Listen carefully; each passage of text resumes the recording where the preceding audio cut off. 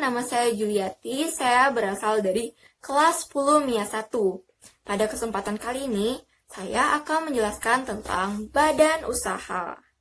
Badan usaha merupakan kesatuan yuridis atau hukum dan ekonomis yang menggunakan modal dan tenaga kerja untuk mendapatkan keuntungan.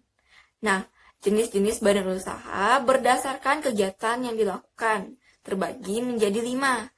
Yaitu yang pertama ada agraris. Agraris merupakan pengolahan sumber daya alam untuk mendapatkan sesuatu barang tertentu. Salah satu contohnya yaitu mengolah padi menjadi beras. PT yang mengolahnya yaitu PT 3 Pilar Sejahtera Food. Yang kedua ada ekstraktif. Ekstraktif merupakan pengambilan sumber daya alam. Salah satu contohnya yaitu pengambilan sumber daya alam batu bara yang dikelola oleh perusahaan Adora Indonesia. Yang ketiga ada pedagang. Pedagang adalah membeli dan menjual kembali barang dagangan tanpa mengubah bentuk asalnya. Salah satu contohnya yaitu menjadi seorang agen. Yang keempat ada industri. Industri ini merupakan pengolahan bahan baku atau bahan penolong menjadi barang setengah jadi atau barang siap pakai. Salah satu contohnya yaitu mengubah karet menjadi ban yang akan dipakai oleh masyarakat. Salah satu PT mengolahnya yaitu PT Sumber Dejatin. Yang kelima ada jasa. Jasa merupakan pemberian pelayanan dan kemudahan dalam memenuhi kebutuhan. Salah satu contohnya yaitu CU. Jenis-jenis badan usaha berdasarkan kepemilikan modalnya terbagi menjadi 3, yaitu yang pertama ada badan usaha milik swasta, yang seluruh modalnya dimiliki oleh pihak swasta. Salah satu contohnya yaitu PT De Jarum. Yang kedua ada badan usaha milik negara, yang keseluruhan modalnya berasal dari kekayaan negara yang dipisahkan. Beberapa contohnya yaitu perusahaan PDAM dan PLN. Yang ketiga ini ada badan usaha koperasi, yang seluruh kepemilikan modalnya berasal dari anggota-anggotanya. Salah satu contohnya yaitu yang sudah saya sebutkan tadi adalah CU. Nah, sekarang saya akan menjelaskan tentang perusahaan. Perusahaan merupakan unit ekonomi yang mengkombinasikan sumber daya manusia, alam, modal, dan pengusaha untuk menghasilkan barang dan jasa.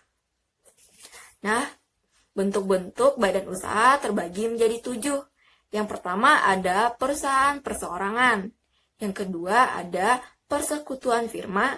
Yang ketiga ada persekutuan komanditer. Yang keempat ada perseroan terbatas. Yang kelima ada koperasi. Yang keenam ada perusahaan negara. Yang ketujuh ada perusahaan daerah. Nah, saya akan menjelaskan satu persatu bentuk badan usaha. Nah, yang pertama tadi ada perusahaan perseorangan. Perusahaan perseorangan ini merupakan perusahaan yang dikelola oleh individu untuk mendapatkan keuntungan. Salah satu contohnya yaitu membuka usaha bengkel. Perusahaan perseorangan memiliki kelebihan dan kekurangan. Saya letakkan di sini ya teman-teman. Yang kedua ada persekutuan firma. Persekutuan firma ini merupakan usaha beberapa orang yang bersekutu untuk menjalankan perusahaan dengan kesepakatan memakai nama bersama. Salah satu contohnya yaitu perusahaan Puma. Perusahaan ini memproduksi sepatu dan alat-alat olahraga. Persekutuan firma ini memiliki kelebihan dan kekurangan. Teman-teman bisa lihat di sini ya. Yang ketiga ada persekutuan komanditer.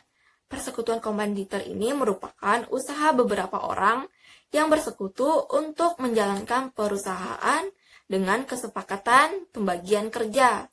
Pembagian kerja tersebut dibagi menjadi 2. Yang pertama ada sekutu aktif dan sekutu pasif. Sekutu aktif ini merupakan individu yang menginvestasikan modal dan juga menjalankan perusahaan. Sedangkan Sekutu pasif ini hanya seseorang individu yang menginvestasikan modalnya saja.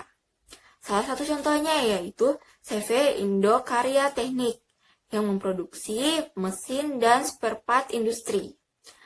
Kekurangan dan kelebihan persekutuan komoditor ini teman-teman bisa lihat di sini ya. Yang keempat ini ada perseroan terbatas. Perseroan terbatas ini merupakan suatu persekutuan untuk menjalankan perusahaan dengan modal usaha terdiri atas beberapa saham. Salah satu contohnya yaitu PT Gudang Garam.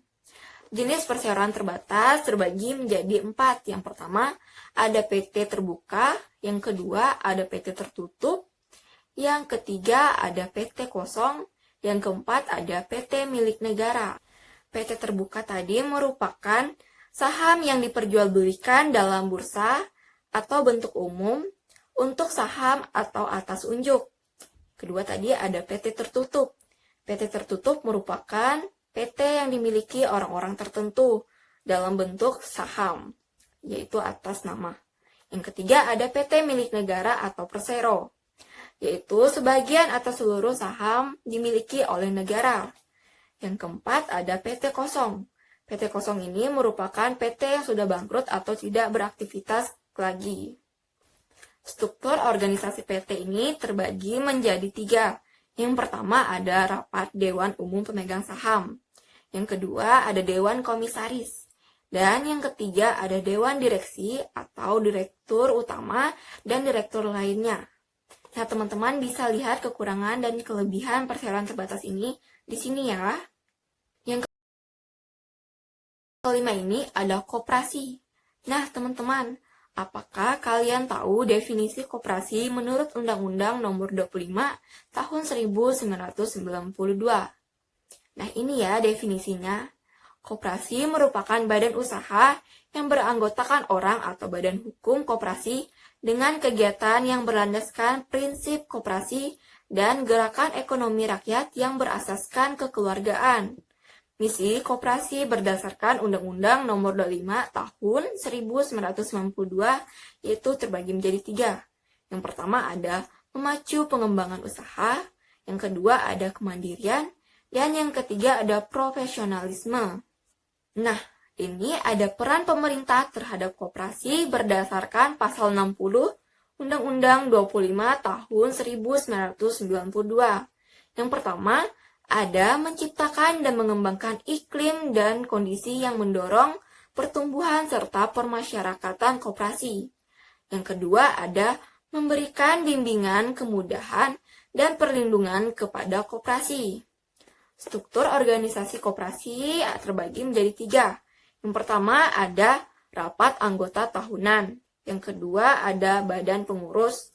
Dan yang ketiga ada badan pengawas atau pemeriksa.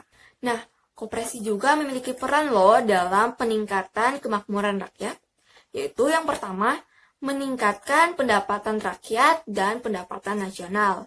Yang kedua ada mengentaskan kemiskinan. Yang ketiga ada meningkatkan kualitas hidup. Dan yang keempat ada memperkokoh perekonomian rakyat dan koperasi sebagai soko gurunya. Nah, teman-teman bisa lihat kekurangan dan kelebihan koperasi di sini ya. Nah, yang keenam ini ada perusahaan negara atau BUMN, yang badan usaha dengan kepemilikan modal yang berasal dari kekayaan negara yang dipisahkan. Kekayaan negara yang dipisahkan yaitu APBN yang diperuntukkan bagi modal Perum atau Persero. Yang kedua ada kapitalisasi cadangan dan sumber-sumber lainnya. Perusahaan negara ini dibagi menjadi 2, yaitu Perum dan Persero. Perum merupakan singkatan dari perusahaan umum, yaitu merupakan modal sepenuhnya dimiliki negara, tidak dalam bentuk saham, dan dimasukkan untuk kemanfaatan umum. Struktur organisasi Perum terbagi menjadi 3. Yang pertama ada menteri, yang kedua ada direksi, dan yang ketiga ada dewan pengawas. Salah satu contoh Perum yaitu Perum Penggadaian yang sekarang kini kita kenal dengan PT Penggadaian. Nah, yang ini ada Persero. Persero merupakan seluruh atau minimal 51% modal dalam bentuk saham yang dimiliki oleh negara. Struktur organisasi Persero yaitu RUPS, direksi, dan komisaris. Salah satu contohnya yaitu PT Pertamina. Nah, kelebihan dan kekurangan dari BUMN dapat kalian lihat di sini ya. Nah, yang ketujuh ini ada perusahaan daerah. Perusahaan daerah ini merupakan badan usaha milik negara, didirikan berdasarkan peraturan daerah. Adapun modalnya baik seluruh ataupun sebagian merupakan kekayaan daerah yang dipisahkan. Fungsi badan usaha dibagi menjadi 5, yaitu ada fungsi komersial, yang kedua ada fungsi manajemen, yang ketiga ada fungsi operasi, yang keempat ada fungsi sosial, dan yang kelima ada fungsi pembangunan ekonomi nasional. Nah, yang pertama ini ada fungsi komersial. Fungsi komersial ini merupakan perolehan laba dan kesinambungan usaha yang dicapai dengan penyediaan barang dan jasa. Yang kedua yaitu fungsi manajemen. Fungsi manajemen ini terbagi lagi menjadi 4, yaitu yang pertama ada planning. Planning merupakan serangkaian proses pemilihan atau penetapan tujuan organisasi dan penentuan berbagai strategi yang dibutuhkan untuk mencapai tujuan. Yang kedua ada organizing. Organizing merupakan rangkaian aktivitas pembagian tugas yang akan dikerjakan serta pengembangan struktur organisasi. Yang ketiga ada directing. Directing ini merupakan aktivitas dalam manajemen yang berhubungan dengan pemberian bimbingan, saran, penugasan, instruksi kepada bawahan. Dan yang keempat ini ada controlling. Controlling ini merupakan serangkaian pengawasan agar pekerjaan berjalan sesuai dengan rencana yang telah ditetapkan. Nah, yang ketiga ini ada fungsi operasi. Fungsi operasi ini terbagi menjadi 4 lagi loh. Yang pertama ada personalia. Personalia ini merupakan penyediaan sumber daya manusia dalam jumlah tertentu dengan berbagai keahlian. Yang kedua ada pembelanjaan. Pembelanjaan ini merupakan aktivitas perusahaan untuk memperoleh sumber dana melalui pengeluaran biaya. Yang ketiga ini ada produksi. Produksi ini merupakan aktivitas perusahaan untuk menghasilkan barang. Dan yang keempat ini merupakan pemasaran. Pemasaran merupakan pengamatan terhadap segala keinginan dan kebutuhan dari konsumen. Yang keempat ada fungsi sosial. Fungsi sosial yang pertama ada menyediakan lapangan kerja, dan yang kedua memperbaiki kualitas lingkungan. Dan yang terakhir ini ada fungsi ekonomi nasional, yaitu perusahaan adalah mitra pemerintah dalam pembangunan ekonomi jika kegiatan perusahaan searah dengan pembangunan yang dirancangkan oleh pemerintah. Dan yang kedua, perusahaan juga membantu pemerintah dengan membayar pajak perusahaan. Nah, saya akan menarik kesimpulan dari video-video sebelumnya. Teman-teman, dari ketujuh bentuk badan usaha yang telah saya jelaskan, maka saya akan mengambil kesimpulan dari fungsi manajemen. Yang pertama, fungsi perusahaan perseorangan. Dilihat dari fungsi manajemen planning sampai dengan controlling. Dilaksanakan oleh pemiliknya. Biasanya pemilik terdiri dari individu atau perseorangan. Kelebihannya yang pertama, perseorangan tidak dikenakan pajak perusahaan seperti halnya PT atau firma. Yang kedua, dalam melakukan pengolahan perusahaan, pemilik juga menjadi bagian dari manajemen sehingga pengendalian internal tidak terlalu kompleks dan mudah diawasi oleh pemilik langsung.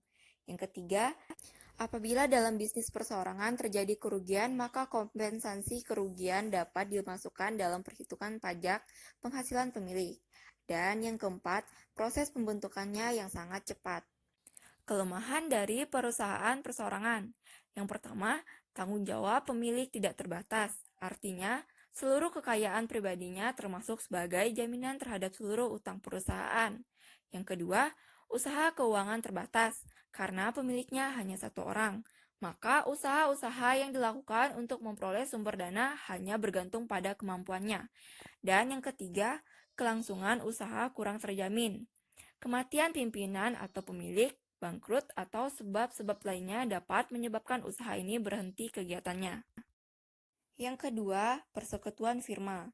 Dilihat dari fungsi manajemen, planning sampai dengan controlling dilaksanakan oleh anggota sekutu. Biasanya pemilik terdiri dari kelompok. Kelebihan yang pertama, karena jumlah modalnya lebih besar dibandingkan dengan usaha perseorangan, persekutuan firma lebih mudah untuk memperluas usahanya. Yang kedua, kemampuan manajemen persekutuan firma lebih besar karena adanya pembagian kerja di antara para anggota. Dan yang ketiga, lebih mudah memperoleh kredit karena mempunyai kemampuan finansial yang lebih besar. Kelemahan persekutuan firma. Yang pertama, tanggung jawab pemilik tidak terbatas terhadap seluruh utang perusahaan. Yang kedua, apabila salah seorang anggota membatalkan perjanjian untuk menjalankan usaha bersama, maka secara otomatis badan usaha firma menjadi bubar, sehingga kelangsungan perusahaan tidak menentu. Dan yang ketiga, jika salah satu anggota membuat kerugian, maka kerugian tersebut juga ditanggung oleh anggota yang lain. Yang ketiga, persekutuan komanditer dilihat dari fungsi manajemen, planning, sampai dengan controlling. Kelebihan yang pertama, modal yang dikumpulkan lebih besar. Yang kedua, Anda lebih mudah menerima suntikan dana dikarenakan badan usaha persekutuan komanditer sudah cukup populer di Indonesia. Yang ketiga, kemampuan manajemennya lebih besar. Dan yang keempat, pendiriannya relatif lebih mudah jika dibandingkan dengan perseroan terbatas. Kelemahan dari persekutuan komanditer. Yang pertama, seperti yang telah saya terangkan di atas, sebagian anggota atau sekutu dari persekutuan komanditer mempunyai tanggung jawab tidak terbatas. Yang kedua, kelangsungan hidupnya tidak menentu. Dan yang ketiga, sulit untuk menarik kembali modal yang telah ditanam, terutama bagi sekutu pimpinan. Yang keempat, perseroan terbatas dilihat dari fungsi manajemen, planning, sampai dengan controlling dilaksanakan oleh pemegang saham. Kelebihan dari perseroan terbatas. Yang pertama, kelangsungan perusahaan sebagai badan hukum lebih terjamin, sebab tidak tergantung pada beberapa pemilik. Dan yang kedua, mudah untuk memindahkan hak milik dengan menjual saham kepada orang lain. Kelemahan dari perseroan terbatas. Yang pertama, PT merupakan subjek pajak tersendiri. Jadi, tidak hanya perusahaan yang kena pajak, dividen atau laba bersih yang dibagikan kepada para pemegang saham dikenakan pajak lagi sebagai pajak pendapatan. Dan yang kedua, jika Anda akan mendirikan perseroan terbatas, pendirinya jauh lebih sulit dari bentuk kepemilikan usaha lainnya. Dalam pendiriannya, PT memerlukan akte notaris dan izin khusus untuk usaha tertentu. Yang kelima, ada koperasi. Dilihat dari fungsi manajemen planning dilaksanakan oleh kesepakatan para anggota. Dilihat dari organizing dan directing dilaksanakan oleh pengurus. Dan dilihat dari controlling dilaksanakan oleh badan pengawas atau pemeriksa. Koperasi adalah usaha bersama dalam bidang ekonomi. Kerjasama dalam koperasi berdasarkan prinsip saling membutuhkan dan kesamaan kebutuhan anggotanya. Di Indonesia ada 5 bentuk koperasi, yaitu koperasi konsumsi, koperasi simpan pinjam, koperasi produksi, koperasi jasa, dan koperasi serba usaha. Struktur organisasi koperasi dibagi menjadi dua. Yang pertama ada struktur internal. Struktur internal dapat kalian lihat di sini ya teman-teman. Yang kedua ada struktur eksternal. Struktur eksternal ini dapat kalian lihat di sini juga ya teman-teman. Tujuan dan output manajemen koperasi dibagi menjadi dua. Yang pertama, output koperasi sebagai perusahaan. Dan yang kedua, output koperasi sebagai lembaga sosial ekonomi. Perangkat hukum koperasi. Yang pertama ada perangkat hukum eksternal. Perangkat hukum eksternal ini dibagi menjadi 4. Yang pertama ada Undang-Undang Nomor 25 Tahun 1992. Yang kedua ada Peraturan Pemerintah. Yang ketiga ada Keputusan Menteri. Dan yang keempat perda yang dihubungkan dengan koperasi. Pihak manajemen koperasi tidak dapat menghindar dari ketentuan perundang-undangan yang berlaku, melainkan harus dijadikan faktor pendorong bagi pengembangan koperasi. Yang kedua ada perangkat hukum internal, dibagi menjadi dua. Yang pertama anggaran dasar, Dan yang kedua, anggaran rumah tangga. Pihak manajemen dapat melakukan penyesuaian sedemikian rupa sesuai dengan keputusan rapat anggota. Hal-hal yang penting diatur dalam AD atau AFT. Yang keenam ini ada BUMN, yang dilihat dari fungsi manajemen, planning sampai dengan controlling dilaksanakan oleh negara. BUMN atau perusahaan negara adalah perusahaan yang seluruh modalnya dimiliki oleh negara. Ada 3 bentuk perusahaan negara, yaitu yang pertama, perusahaan jawatan, yang kedua, perusahaan umum, yang ketiga, perusahaan perseroan. Dan yang ketujuh ini ada perusahaan daerah, yang dilihat dari fungsi manajemen, planning, sampai dengan controlling dilaksanakan oleh daerah. Perusahaan daerah adalah perusahaan yang modalnya dimiliki oleh pemerintah daerah. Tujuan pendirian perusahaan daerah antara lain sebagai berikut. Yang pertama, turut melaksanakan pembangunan ekonomi daerah dan pembangunan ekonomi nasional. Dan yang kedua, memenuhi kebutuhan rakyat dan menyediakan lapangan kerja dalam rangka menuju masyarakat adil dan makmur. Perusahaan daerah dipimpin oleh staf direksi yang jumlah dan anggotanya ditetapkan oleh peraturan pendiriannya. Anggota staf direksi diangkat dan diberhentikan oleh kepala daerah atas persetujuan DPRD. Nah teman-teman, sekian video dari saya. Jika ada kata-kata atau penyampaian materi yang salah, saya mohon maaf. Terima kasih telah menyaksikan video ini.